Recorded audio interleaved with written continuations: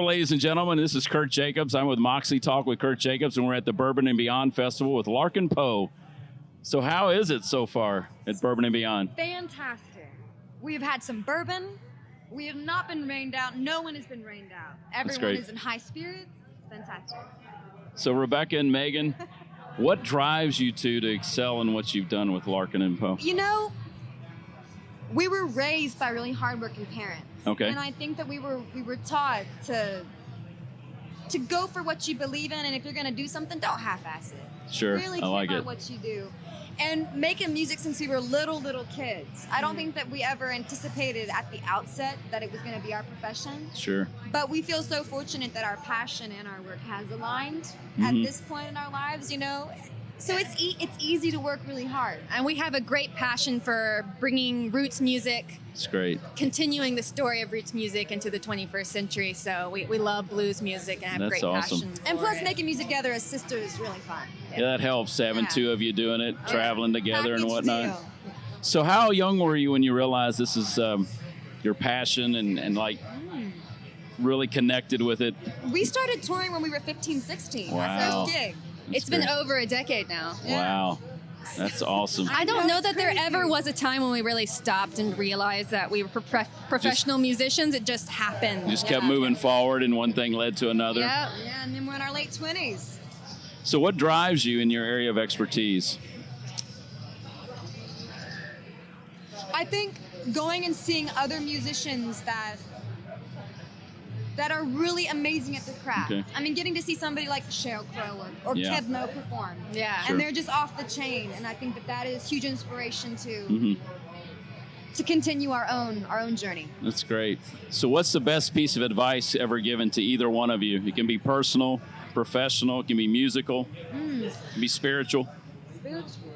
I would say the best piece of advice I feel like was given to us by Elvis Costello. Oh, wow. We were on tour with him. We've actually done many tours with him as his backup musicians. That's great. And we played him a piece of one of our records that we were getting ready to release. And we sat down at a table in catering in some godforsaken city. And he said, don't allow yourself to be put in a box. Don't allow your music to try and get shoved into a genre box. Just make the art that you want to make and don't worry about what to call it. And I think that from me has been That's great. like a really take it to heart moment. How about you? I think I would say the best piece of advice would be given actually by our father Okay. to me, which was don't wish your life away. Don't wish you were somewhere else. Be in the moment. That and is love what you Great do. advice, hard to do at Hard times. to do. Yes. But in my worst moments, I think about that and try and just That's be great. appreciative of what I have. That's great. Now, Larkin Poe is the name of your group. Yeah. And from my research of you two, you are descendants of Edgar Allan Poe. How far back does that go? So our great-great-great-great-grandfather was Larkin Poe. Okay. That was his name, and he was a cousin of Edgar Allan. Wow. Oh, yeah. So So you pretty named distant. a band after him, in other We words. did. That's We did. great. Yeah. That Making is- band names is hard. Yeah, hey, it is hard. So we just stole his name, and we're not sure how he would feel about having his great-great-great-grandkids running around with his name on a T-shirt, but you know. So I was telling somebody when I was telling them who I was going to interview for Bourbon and Beyond, they go, "So who's Larkin and who's Poe?" I was How like, we always "I don't say think that. I don't think that's how that's working." Well, That's since not we who it are is. sisters, we wanted to take a family name. Sure, no, it's Yeah. great. You know, we just like the sound of it. I like it. I like it. So this is a foodie event, Bourbon and Beyond. If you could have dinner with anyone, living or deceased, who would it be and why? Now, it can be more than one person. It can be a historical figure. It can be a buffet, sit-down dinner. Ooh. You get your choice. No wrong answer. I have to say, I think that the stage has to be Ryan's, Megan. we just, a few weeks back, they're the Mammoth Caves here in Kentucky. Yeah, and we I love those. finally got to the Mammoth Caves. And we made a day that we ended up going to Ryan's as well because Okay. it's like the restaurant of our childhood. It is. I'm not All going to the argue that. family functions. I think it would be I've been awesome there. to have like Sunday buffet lunch with Abraham Lincoln at Orion's. That would be my vote. Now, the question is, do you go up and get the food for him or let him get it himself? I think you let that man serve his plate Yeah. and see what he picks. I like that. I like Who that. would you have Ryan's Sunday lunch with? Mark Twain. Oh, wow. Ooh, I think Samuel he is Clemens. a fascinating person. I would just love to meet him. Uh-huh. I was actually going the obvious choice I thought would be Edgar Allan Poe because of the connection, but I I'm know sure you've that heard too. that kind of thing That's it. before. But There's too many to choose from. there is too many. There is too many. So this next question I love to ask, and it's going to be interesting to see your answer. It's also a bourbon event, Bourbon and Beyond. So if you were creating your own brew, your own bourbon brand, what would you name it? And why, if you can do the why part? Now I know that. So bourbon is made only in Kentucky, right? Correct. Like 95% of it as of this interview. So I would say, since we are from Georgia, like we're Georgia peaches. There you go. I would, and Georgia's state animal is a possum. So I think Here we go, I folks. think we should have the Poe Possum Bourbon. PPB. I can see a hashtag. PPB. I see a hashtag. PPB. Do you have another one? Do you have one in mind? I like that. I like that idea. And you know, the possum gets so much negative press. Sure. It's time for it to have a little A positivity. little the positive possum bourbon. No, just kidding. I like it. Now, this next question, we've done over 250 interviews. We do a much more formal sit-down studio type interview. Of course, we can't do that at Bourbon and Beyond. So we ask this question of all our guests. When the great day comes, how do you two want to be remembered? You know, God forbid you leave here today and it's your last day on earth. How do you want to be remembered by family, friends, colleagues? It's a meaty question, so take a moment. I think the fact that we're able to share what we do together for our work as family, like the overlap of our lives as sisters has been complete. We've gone everywhere together. We make the majority of our life decisions together. And I think that is so important for us. I mean, growing up with a really tight-knit family. Sure. And being able to share this as sisters. I would say I would want to be remembered as, you know, someone who was able to keep your priorities in order. It's great. I mean, because we love our art and we love working, and we're both, I mean, granted, we're workaholics, like most definitely. You'd like, have to be. Constantly are on that little wheel just spinning away. But I would say it would be keeping priorities in line and putting family first. You know? I love that. Yeah. So do you have any words to add? I'm going to throw you right under the bus and say I want to be remembered as a spectacular lap steel player. Nice. I think that's a great note to end on. Love you too, bro.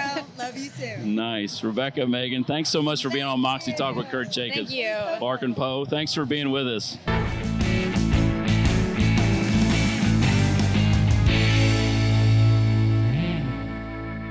And I'm with Fawn Weaver. She's a serial entrepreneur and co-founder and historian of Uncle Nearest Whiskey. Welcome. Thank you for Thanks for having me. being here. Sorry we couldn't give you better weather, but hey. Oh, I don't mind at all. I've got an umbrella. So what do you Good to like? go. What do you like best so far about Bourbon? The music. Yeah. I mean, I get to drink whiskey all day long. I live in a distillery, right? Exactly. And so I get to drink whiskey all day long. It has been my drink of choice for a very long time. But this music is killer. So what you've been successful in a lot of things, investments. Now you're involved with whiskey. You have a nonprofit. What drives you to excel in all these areas of expertise? Legacy. Okay. Legacy. Great.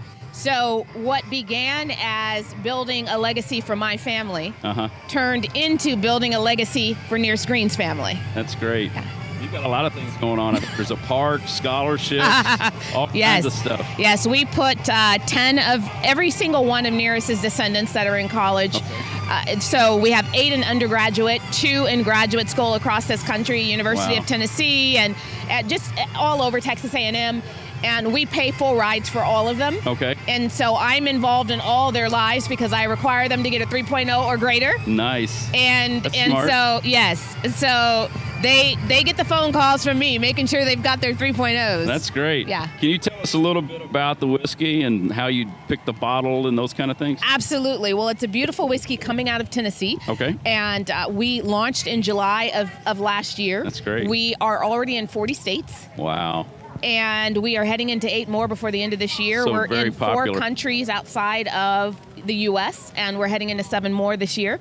Great. And so I would probably say that it's the, if it's not the most well-received independent brand coming out of whiskey ever, it's got to be in that top. I haven't found one that's been received quite like this. And the bottle, it was, so if you look at this, when you think about Nearest Green for us, it's so much about regalness and just the legacy that he created. So it's a bit like a cummerbund in a tuxedo.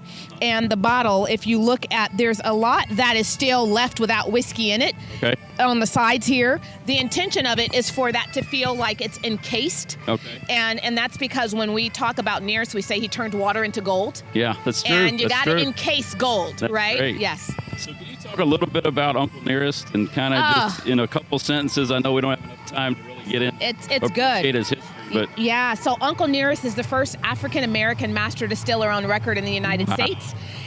This Uncle Nearest, the brand, is the first bottle of any spirit. So we're talking about vodka, rum, gin, anything to ever honor an African American. Ever. So next year we will celebrate 400 years in this country. Oh. And there has never been a bottle to commemorate an African American until Uncle Nearest. Isn't that amazing? And so I think that's a part of why it has just flown around the country. Is it's part legacy and it's part that it's a damn good whiskey. Yeah. Right? I'm proud of you for what you're doing. That's Thank great. you. That's so great. Thank you. So what's the best piece of advice ever given to you, Fawn? And it can be more than one, personal or professional. Oh gosh, the best piece of advice. Do you know that's a question that no one has ever given me? The best piece of advice ever given to me. Don't pay attention to the naysayers. I like it. We haven't had that one, believe it or not. Really? Over 250 interviews, we haven't had that. That's awesome. Don't pay attention to the naysayers. That's great. That's great. So if you could have dinner with anyone living or deceased, who would it be and why? It can be a buffet. It can be one-on-one. It would be Jack Daniel. Really? It would be Jack Daniel. Nice. Because the reason I know who Nearest was is because he included, or his family included Nearest and his biography. Okay. Almost more than any other family and his biography. And when you're talking about a biography that was being written in 1967, height of the civil rights era, white reporter out of Tuscaloosa, Alabama, is interviewing all the people around Jack and includes Nearest and his voice 50 times, making sure that his legacy could not be forgotten. I want to sit down with him and go, how in 1856, 1857, 1900 were you able to not listen to the naysayers? Because he didn't see race during a period of time when our country was divided by race. So that's who I'd like to sit down with. Now, our next question is somewhat a little bit off because you have a bourbon here that you work with, but I have a Tennessee whiskey here. I do not have a bourbon. That's true. Let's be clear. Excuse me. Yes, let's be clear. Thank you. I appreciate that. So, if you could name a bourbon, your own bourbon, what would you name it? And maybe just talk about how you came up with the name Uncle Nearest. Yeah. So, Uncle Nearest in Jack's biography, he is introduced as a young boy around 1858. He is introduced to Nearest Green. And he is introduced by the person who he was working for at that time. And he introduced him by saying, Uncle Nearest is the best whiskey maker I know of. Okay. And so we named it Uncle Nearest because that is how Nearest was known in Lynchburg, Tennessee. Sure. So since you're all about legacy, this is actually our signature question. We've asked every guest we've ever had on the show. So this will be fitting for you, and I think you'll have a great answer. So if, God forbid, today was your last day on earth, you walk out of Bourbon and Beyond, something happens. How do you want to be remembered? I don't. Oh, wow. I want for people to remember Nearest Green. And 100 years from now, I want to make sure that on the shelves, they know Johnny, they know Jack, they know Jim, and they know Nearest. Wow. If I die today and 100 years from now that happens, I don't care if anybody remembers my name. That's great. Wow, I think that's a great note to end on. I've got goosebumps with you saying that. Thank you so much, Fawn, for being on Moxie Talk with Kirt Jacobs. Thank you.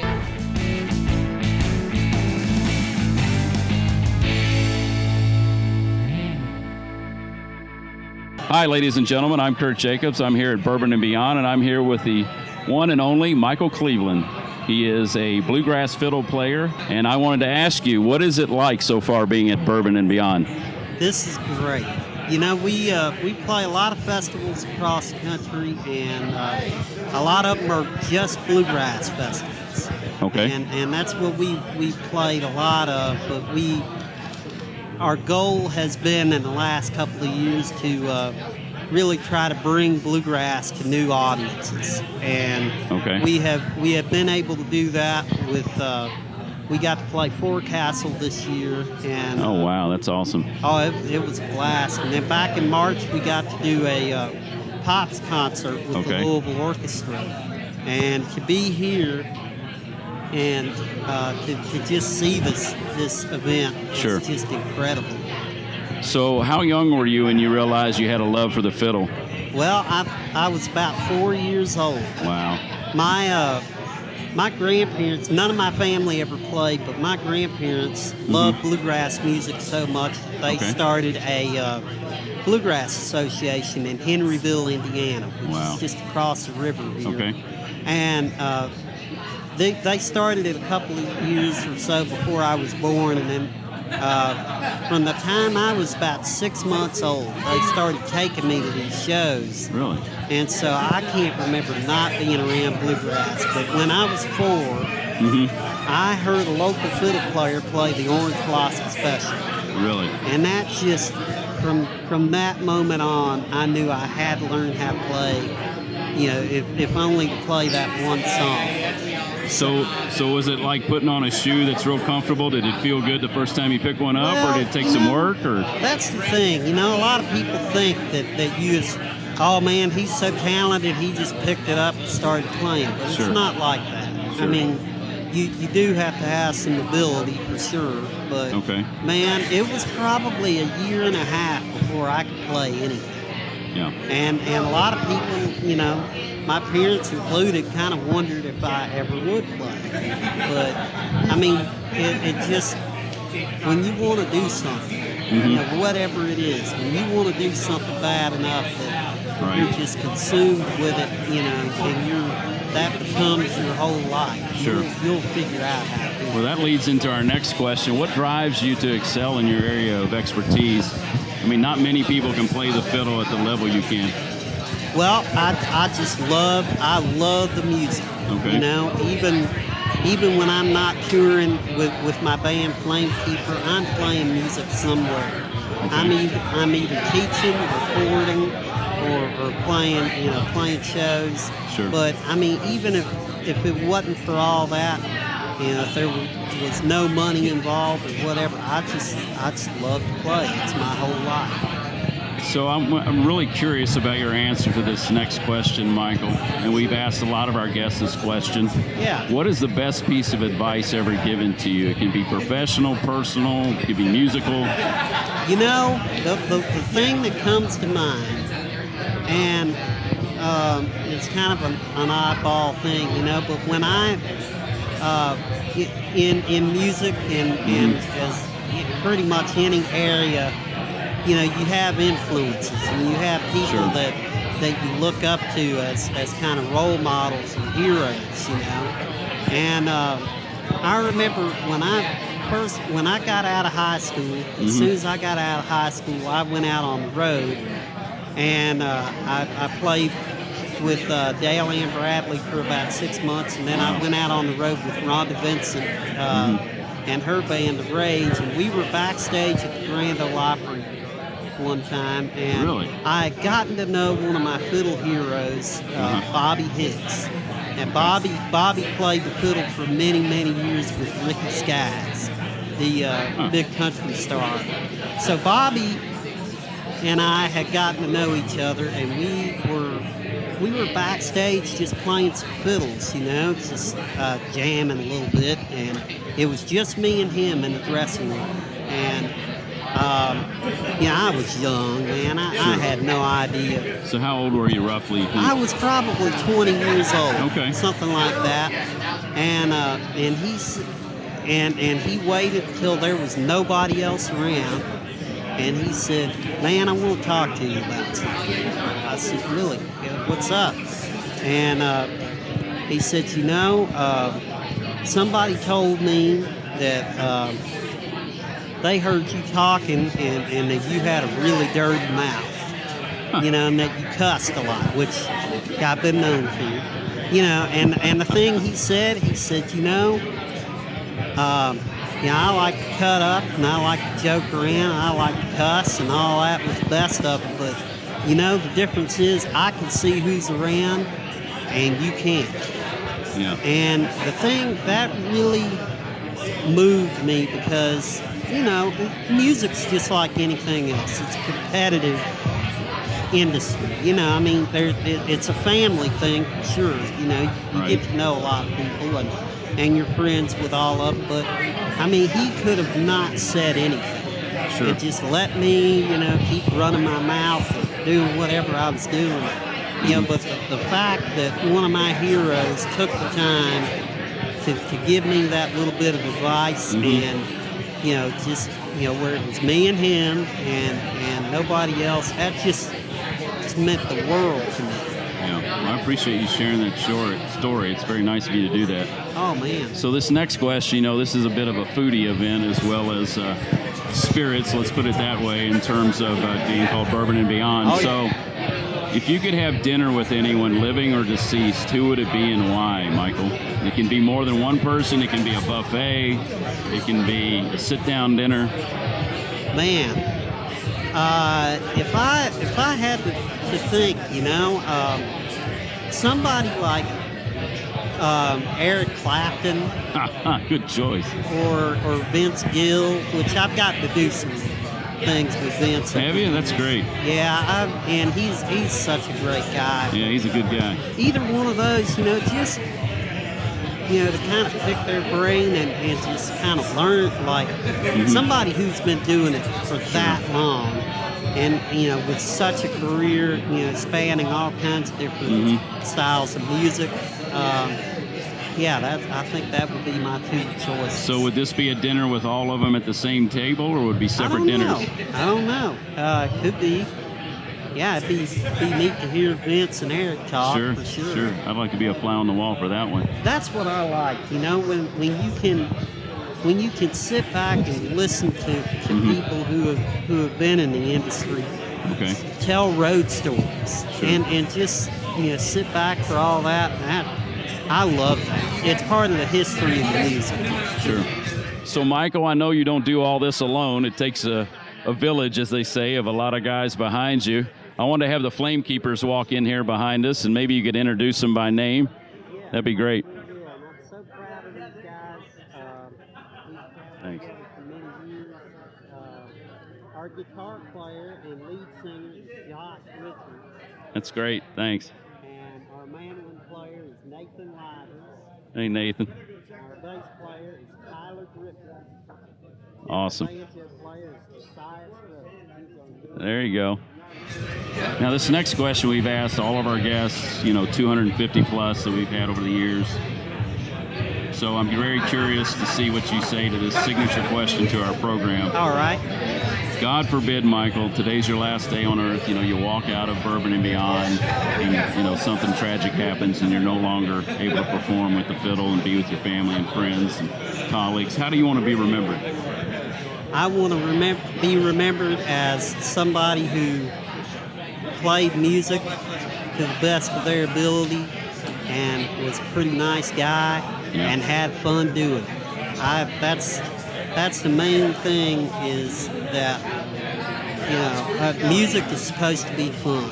Sure. And my family, you know, like my parents, they never did the thing where they pushed me to play. Like I see all these parents and they got a kid with a little bit of talent, and the parent just becomes a stage manager, and it's just sickening to watch. But my folks always told me, you know, you need to have fun. If you get burned out on this music thing, you need to do what you're passionate about. Man, I like to play good music and I like to have fun. So I hope that's how people would remember. Well, I hope so too, Michael. You know, I'm honored and humbled that you came on our program. Oh, Thank you so much, Michael. Thank you so much. I really for appreciate having it. us. Enjoy the rest of your visit here at Bourbon and Beyond. Oh, we'll do. Okay?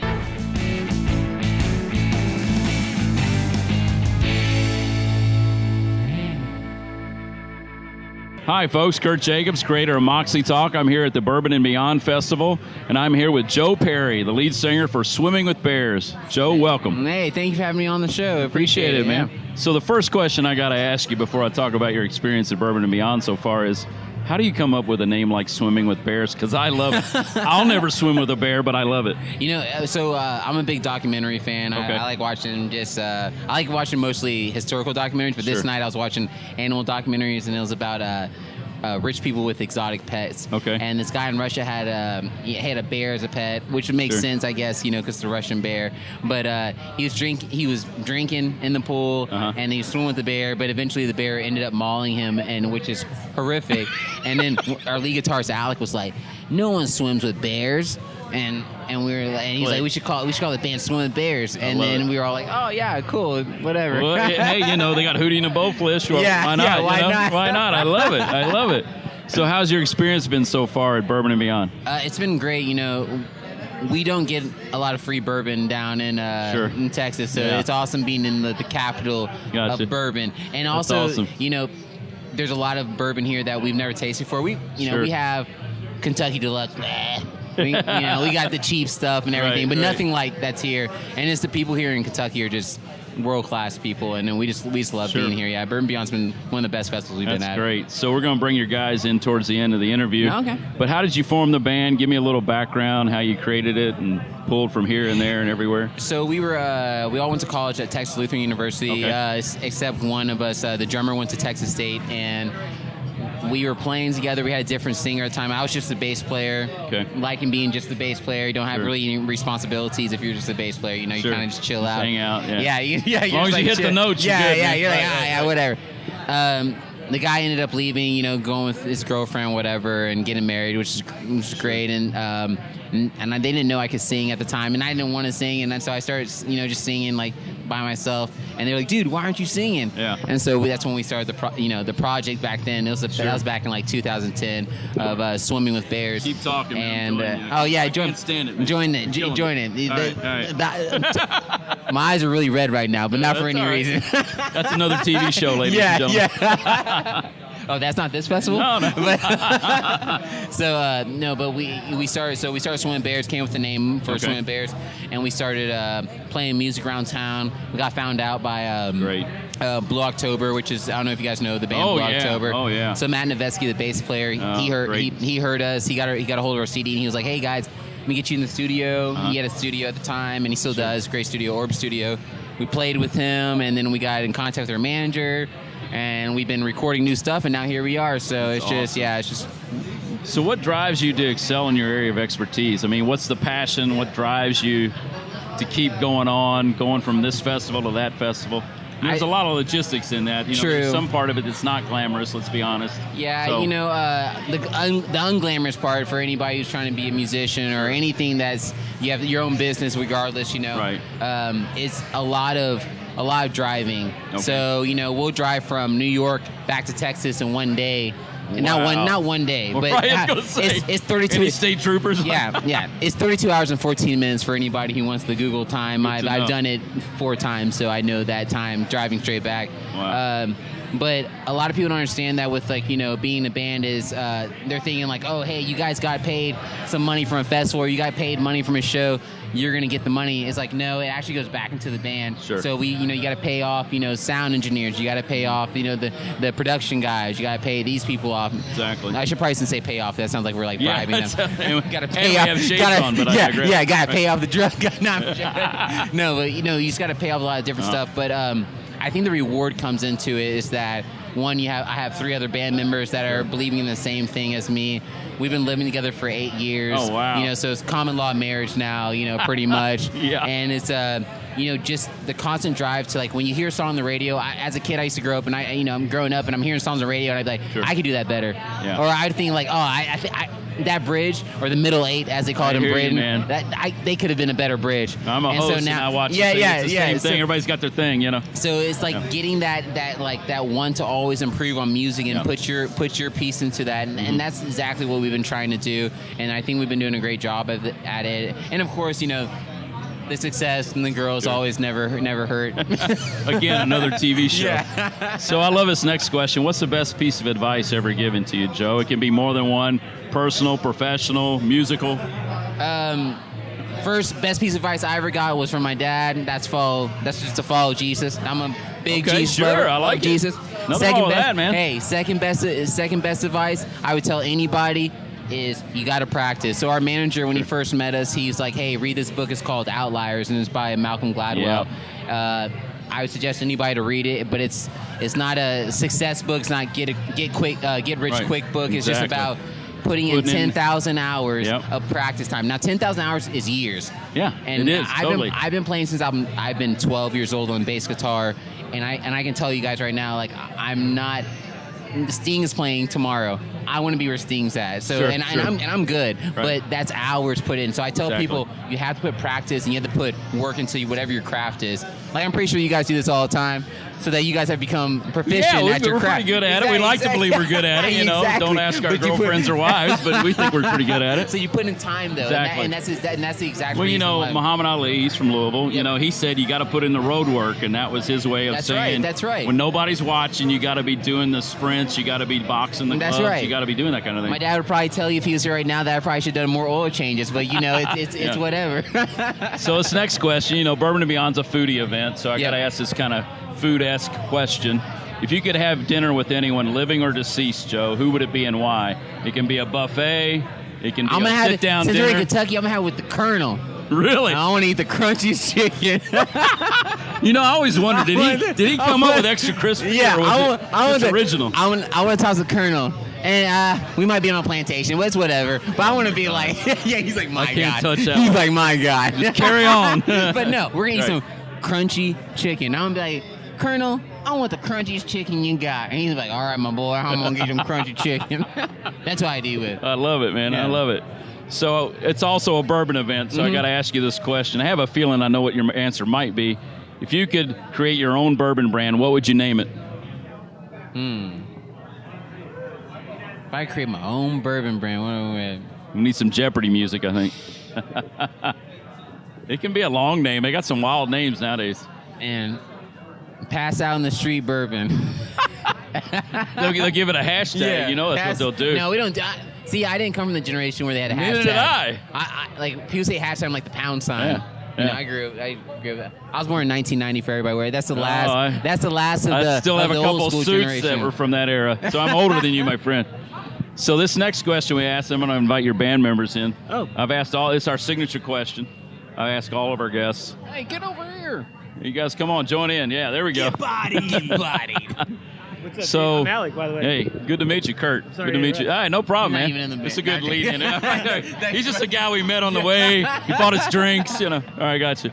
So this is our signature question. So God forbid, you know, it's your last day on earth. You walk out of Bourbon and Beyond. That might be a good thing. Well, yeah. Well, you know, if you've been drinking bourbon all day, it could be pretty good.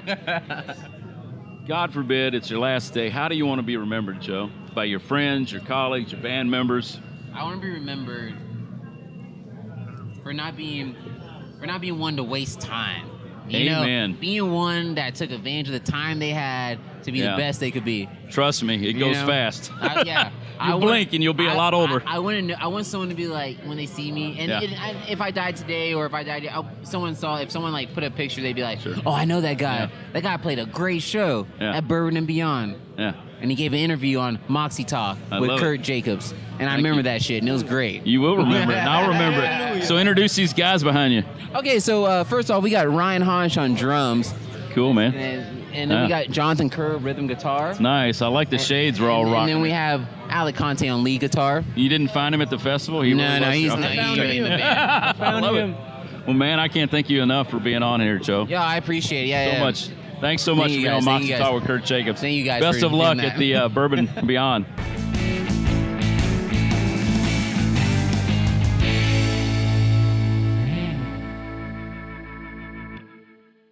Hello, ladies and gentlemen. This is Kirt Jacobs. I'm host and creator of Moxie Talk with Kirt Jacobs, and we're here at the Bourbon and Beyond Festival with Phoebe Hunt. How has it been so far at Bourbon and Beyond this year? Woo!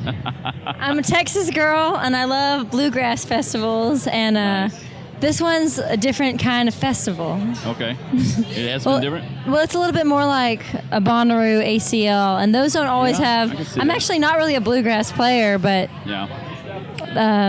Just really loud stages going on simultaneous with this acoustic stage. It was a little rough, actually, but as far as being here, it's really fun. That's great. That's great. Well, thanks for joining us.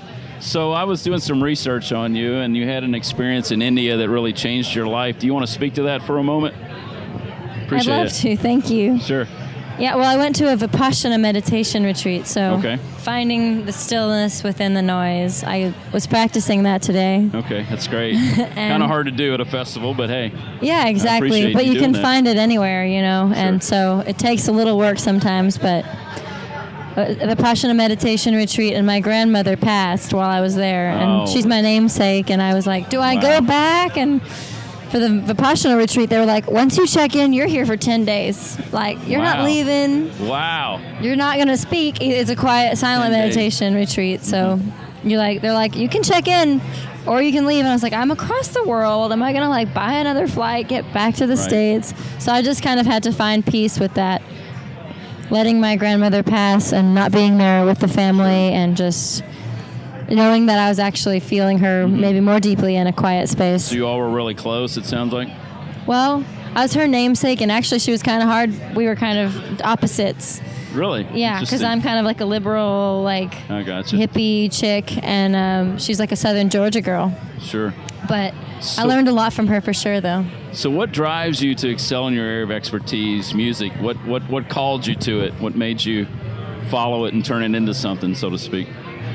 I mean, the violin feels like I've been playing it since I was 6 years old, so it's just really natural and really comfortable. And it's just I wasn't going to be a professional musician when I went to college.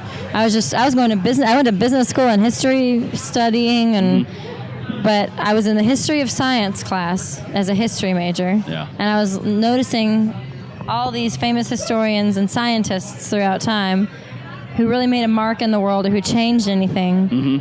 Devoted their entire selves to something they loved. And I was like, why am I studying all these things? I want to be a musician. I love playing the violin, and I was in a band, and I was like, decided that if I wanted to do anything that mattered in the world, it wasn't through going to business school, because the bottom line wasn't going to be my bottom line. I got you. I appreciate that. So when you were 6, you came to that. Did you have anyone in the family with musical background or training? And my father, he plays guitar. That's great. He studied classical guitar with Segovia in Spain, and he has his master's and undergraduate in classical guitar performance. So he's like deep in it. Yeah, that's awesome. So they were a strong influence on you. He was. Yeah, I always play. He also plays like a Taylor guitar and knows like all the Beatles songs, and that's awesome. Yeah, he can just jam out at a party for hours with his big book and songs. So I played with him all the time growing up. So what was the best piece of advice ever given to you, Phoebe? It can be more than one. It can be personal or professional. It can be musical in this case. My dad, actually, that popped into my mind. My dad said, whenever you get on a stage, play as if it's the last time you'll ever play music. Just like you might die tomorrow. We're going to get to that question. And he was like, so that's actually lasted with me. And whenever I get on a stage, no matter what else is happening, it's like, I'm just going to play because it's so much fun. And I guess that also transpires into not just on a stage, but anytime you're playing music, it could be your last time. So Now, this is a foodie event, Bourbon and Beyond, so I got to ask a food question, if you will. If you could have dinner with anyone, living or deceased, who would it be and why? It can be historical, it can be personal, it can be a buffet, it can be a sit-down dinner, it can be all your girlfriends, all your boyfriends, I don't know. I guess I'm going with the first thing that pops into my mind with these questions, which you had here, but I just didn't want to read them. Yeah, that's good. That's fine. Martin Luther King popped into my mind. Ah, okay. And Mahatma Gandhi. And Nelson Mandela. Okay. Some of the peace leaders of the world who have really changed things and really learned how to lead from a spiritual place without being turning anyone off. Okay. And someone who really, I would like to mix that with music. Now, would you have that dinner with all three of them, or would you have separate dinners? How long do I have? Vibe. I don't know. It's up to you. It's your dinner. Yeah, I mean, I'll eat dinner every night. There you go. I guess it's 3 then. I'll leave it at all that. All right, whatever. That's cool. That's cool. So, this next question I want to ask you is going to be kind of interesting, and it's also a bourbon event. So, if you had your own bourbon brand, what would you name it? I don't really think I would really ever think about that. Bourbon. I know. The bourbon beauty. I like it. That's really good. That's really good. Now, that question you kind of referenced earlier in one of your answers is our signature question for we do a studio type program that lasts 30 or 45 minutes. We go into a real deep dive into your life. It's a legacy type interview. So God forbid you walk out of Bourbon and Beyond today. It's your last day on earth. How do you want to be remembered by family, friends, colleagues, fans? How would you like to be remembered? Just as someone who cared. Mm-hmm. I like it. Very simple, but to the point. Phoebe, I can't thank you enough for being on Moxie Talk with Kirt Jacobs. Thanks so much for being here. Thank you. Enjoy the rest of Bourbon and Beyond. Thank you. I'm Kirt Jacobs with Moxie Talk, and we'll have more to come. Thanks for watching.